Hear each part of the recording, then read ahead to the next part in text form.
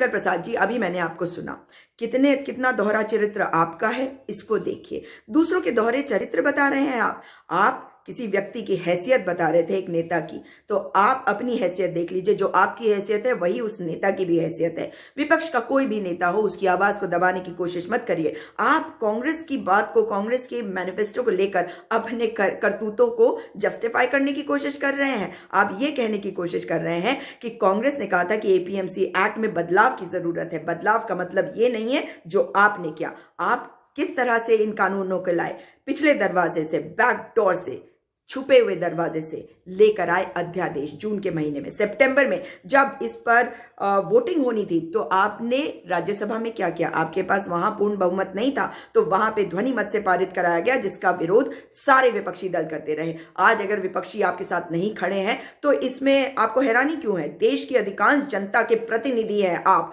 और देश की अधिकांश जनता की बात सुननी पड़ेगी। आपने जिस तरह का नैरेटिव चलवाया हुआ है हर चैनल में, वही बातें आप बोल रहे थे। दिख रहा था कि वही बातें जो चैनलों को भेजी गई हैं वो आपके दफ्तरों से भेजी गई है। इसलिए आप अपने चेहरे को देखिए। अगर कांग्रेस कोई कानून लाती तो चोर दरवाजे से ना लाती। अगर आप विपक्ष में बैठे होते तो उनको लाने भी ना देते। और अगर आप आज सरकार में बैठे हैं तो आपको सुनना पड़ेगा। और अगर हमारे विपक्षी दल आके खड़े हो रहे हैं हमारे किसानों के साथ, तो आपको दिक्कत क्यों हो रही है? अगर आपने सही किया है तो डटे रहिए अगर हिम्मत है। लेकिन आप जस्टिफाई कर रहे हैं, यही बता रहा है कि आप अपने आप को कितना कमजोर महसूस कर रहे हैं। गवर्नमेंट ऑफ इंडिया को गवर्नमेंट ऑफ अडानी अंबानी बनाने के लिए धिक्कार है आप पर। देश को बेच देने के लिए धिक्कार है आप पर। लोगों से सहमति बनाने के लिए, लोगों को उसमें अपने साथ लाने के लिए आपने कभी कोई कोशिश नहीं कर रही। और आज आप बातें कर रहे हैं बड़ी बड़ी। अगर हमारा किसान सड़क पे है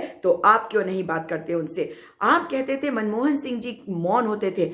आपने अपने प्रधानमंत्री से ज्यादा मौन व्यक्ति देखा है? प्रधानमंत्री नरेंद्र मोदी जी को बोलने की आवश्यकता हो सकता है। मोदी जी बोले तो किसान मान जाए, क्योंकि आप तो कहते हैं कि उनकी बात सबको ही मानते हैं। तो लाइए उन्हें सामने, किसानों से बात करिए और ये कानून वापस लीजिए।